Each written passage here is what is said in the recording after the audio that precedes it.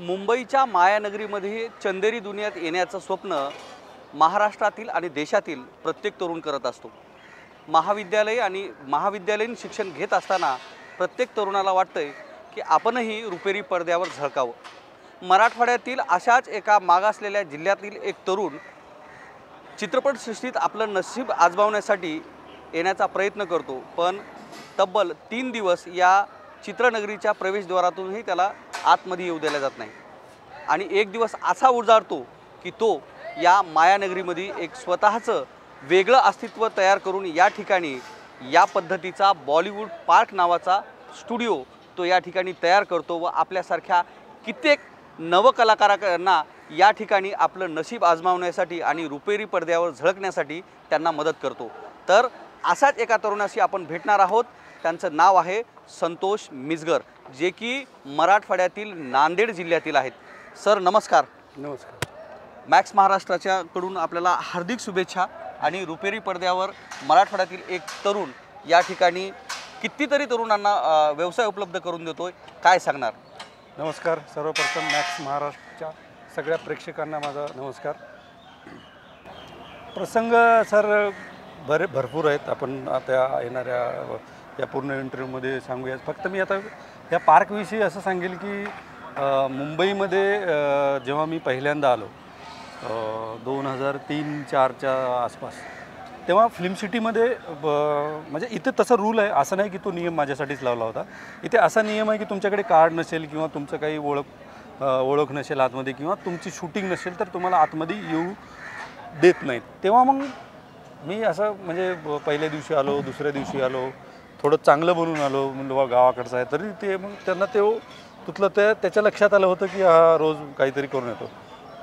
तेव्हा एक असा, आणि मी पहिलेपासूनच थोडं जिद्दी आहे, म्हणजे जे ठरवलं ते मी करून दाखवतो म्हणण्यापेक्षा आईवडिलांच्या आशीर्वादाने ते घडून येतं। माझं एक ते आहे की स्वप्न बघायला पैसे लागत नाहीत, पूर्ण करायला पण लागत नाहीत, लागते ती मेहनत आणि जिद्द। बस त्या जिद्दीच्या जोरावर मी तेव्हा ठरवलं होतं की जो मला त्रास झाला तो येणाऱ्या टायमामध्ये इतर लोकांना होऊ नये। तेव्हा मग मी 2000 साधारणतः 7-8मध्ये मी महाराष्ट्राच्या पर्यटन मंत्री सांस्कृतिक मंत्र्यांना तो प्रस्ताव दिला की असं करू द्या, पण ते प्रस्ताव एवढ्या लवकर पास शक्य पण नव्हतं। त्याच्यामुळे मी त्याचा पाठपुरावा करत गेलो आणि 2013-14मध्ये मला मुंबई फिल्म सिटीचे दरवाजे टुरिस्टसाठी ओपन करण्याची परवानगी शासनाकडून मिळाली आणि तिथून एक चांगला प्रवास सुरू झाला। तर मी प्रेक्षकांना हे सांगतो की हाच तो बॉलिवूड स्टुडिओ आहे, ज्याच्यामध्ये या ठिकाणी संतोष मिसगरांनी आपलं एक वेगळं विश्व तयार केलं। तर चला आपण पाहूया बॉलिवूड पार्क हा स्टुडिओ। तर या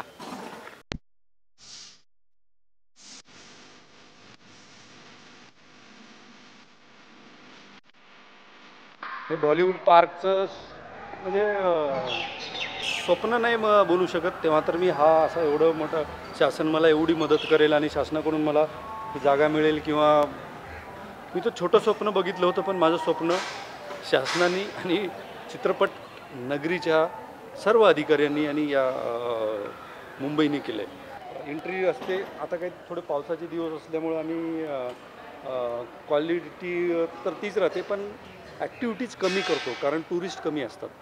हेच जर तुम्ही दिवाळीमध्ये आले तर हे पूर्ण जागा तुम्हाला वेगवेगळ्या काही ना काही ॲक्टिव्हिटीजनी भरून दिसली असते। इथे लाईव्ह शूटिंग सुरू असते। जसं पुण्याला समजा इथे फक्त टुरिस्टसाठीच नाही तर आपण शूटिंगची पण आपण कोणाला पोलीस स्टेशन वगैरे काय असेल तर ते पण रेंटवर घेतात। आणि हे तुम्ही बघू शकता की सगळ्या कलाकारांची आता आणि हस्तकलेने पहिले काय व्हायचं, पोस्टर्ससुद्धा ह्याच्यातून बनायचे, म्हणजे पेंटिंगनी बनवायचे। जर आपण पहिलेचा काळ एकदम 60-70च्या काळाला, तर त्यातील काही कलाकारांनी माझ्याकडे आले आणि बोलले सर आम्हाला काहीतरी बॉलिवूड पार्कसाठी असं गिफ्ट द्यायचं, तर ठीक आहे करा। त्याच्यामध्ये हे सगळे गोष्टी त्यांनी चित्रित केलेल्या आहेत, तिथे फोटो काढतात।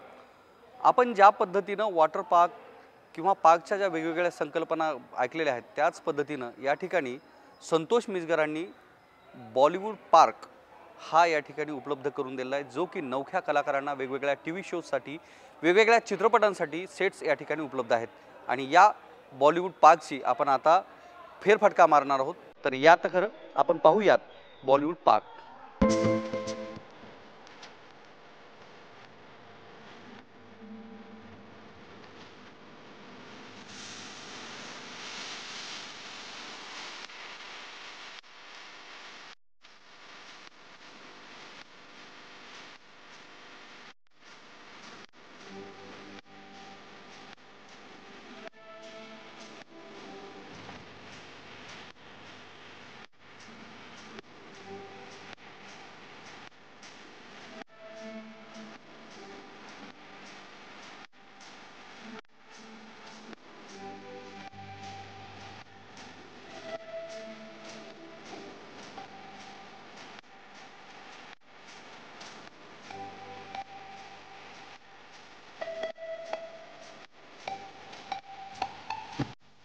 तर या बॉलिवूड पार्कमध्ये नेमकं काय आहे हे जाणून घेऊयात आपण संतोष मिसगर यांच्याकडून. सर, याच्यामध्ये काय काय उपलब्ध आहे, काय सांगणार? आता पिक्चरमध्ये तुम्ही बघता की वेगवेगळे सेट लावले जातात. तर तसं तुम्ही हे बघा, राजस्थानी सेट लावलेला आहे की ह्याच्यामध्ये एक आर्ट डायरेक्टरची कला दाखवण्याचा प्रयत्न करतो की जसं आता काय राजस्थानचं काही शूट असेल तर ते राजस्थानला जायची गरज नसते. तर त्या प्रकारचे सेट लावलेले आहेत. आता इथे बॉलिवूड शो चालू आहे. सुनो, मैं क्या बोल रहा हूँ, मेरी बातों पर ध्यान दीजिए. आप मुझे नहीं भी देखेंगे तो काम चलेगा. और जिसने मुझे देखना था उसने मुझे 10 साल पहले देख लिया. जे तुम्ही बघताय ह्याच्यामध्ये वेगवेगळे कलाकार म्हणजे येणाऱ्या टुरिस्टचं मनोरंजन करतात. एक वेगवेगळ्या याची की थीम आहे. तर त्यामध्ये comedy, live dance, singing, live comedy, जे बॉलिवूडचे एक सगळ्यांची एक इच्छा असते की एक सेट लागलेला असतो, तो सेट कसा असतो किंवा लाईव्ह शो कसा असतो त्याचे आम्ही दाखवण्याचा भरपूर प्रयत्न केलेला आहे. लोकांना खूप आवडतो हा शो. त्याच्यामध्ये वेगवेगळे कलाकार तुम्हाला भेटतील, तुम्ही जाऊन बघू शकता. आणि आपण पण कधी पण पार्कला व्हिजिट दिली तर हा बॉलिवूड शो बघायला विसरू नका. अक्षय कुमार, ओके. तो आपको पता है अक्षय कुमार जी जब खाना खाते हैं तब वो इस अंगूठे का इस्तेमाल क्यों नहीं करते? आता वेगवेगळ्यामध्ये हे तुम्ही बघू शकता की वेगवेगळे पिक्चरमधले काही स्पॉट ठेवले जेणेकरून फोटो काढण्यात येतील. ह्याच्यामध्ये जसं आता की शोलेमधला जो गब्बर सिंगचा आहे ते असे ते बांधून फोटो काढू शकता. हे सगळे फोटोसाठी आहेत जेणे. आणि काही काही कलाकारांचे आहेत, जेल आहे. आणि ह्याच्यामध्ये येणाऱ्या टुरिस्टचा कसा जास्तीत जास्त वेळ त्यांचा टाईमपास आणि त्या लोकांना एन्जॉय कसं करता येईल फिल्मी प्रॉपर्टीसोबत हे आम्ही दाखवण्याचा प्रयत्न केला आहे. या इकडे हे जसं बाहुबलीचं आहे आणि हे UFO मोठा कॅमेरा तुम्ही दाखवू शकता याच्यामध्ये. तर हे वेगवेगळ्या प्रॉपर्टी तयार केल्याच्या चित्रपटामध्ये हे पण पुढे एक सेट लावलेला आहे. हा सेट तुम्ही जोधा अकबर किंवा अकबरच्या जमान्यातला. आणि हा कॅन्टीन आजकाल स्टुडंट आहेत भरपूर, पण येणाऱ्या पर्यटक लोकांना व्यवस्था केलेली आहे. इथे बॉलिवूडचा 7D सिनेमा आहे. त्यामध्ये तुम्ही बघू शकता वरती वॅक्स म्युझियम आहे आणि एक स्ट्रीट आहे. तर असं एक मी बनवू शकत नाही की माझी एकट्याची मेहनत आहे याच्यामध्ये माझी कंपनी मॉस युटिलिटी आणि माझे सहकारी, माझा छोटा भाऊ जय मिसगर आणि त्याचे सहकारी, इथले सर्व कर्मचारी, स्टाफ, कलाकार, ह्या सगळ्यांचा मी आभारी आहे की त्यांनी माझ्या स्वप्नाचा पाठपोट म्हणजे ते माझं स्वप्न म्हणजे जे बघितलं ते चालवत आहे. त्यासाठी माझ्यापेक्षा माझे सोबतचे जे सहकारी आहेत त्यांचा मी खूप खूप धन्यवाद आहे.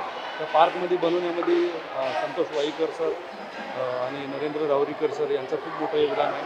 आणि खास करून चित्रपट दादासाहेब फाळके चित्रनगरी संचालक मंडळ आणि माननीय मंत्री महोदय यांचे सगळ्यांचे मी आभार मानतो की तुम्ही माझ्यासारख्या एका गावातून येणाऱ्या व्यक्ती म्हणजे ग्रामीण भागातून येणाऱ्या युवकावर भरोसा ठेवला आणि मी माझ्या आईवडिलांच्या कृपेने ते पूर्ण करण्याचे पूर्ण प्रयत्न करतो. एकूणच या मायानगरीमध्ये आपलं नशीब आजमावत या ठिकाणी आपला वेगळी ओळख तयार करून या ठिकाणी बॉलिवूड पार्क नावाचा हा स्टुडिओ या ठिकाणी संतोष मिजगरांनी तयार केलेला आहे। नुसता हा बॉलिवूड पार्क तयार केला नाही तर या ठिकाणी हजारो तरुणांना या ठिकाणी व्यवसायही त्यांनी उपलब्ध करून दिला आहे।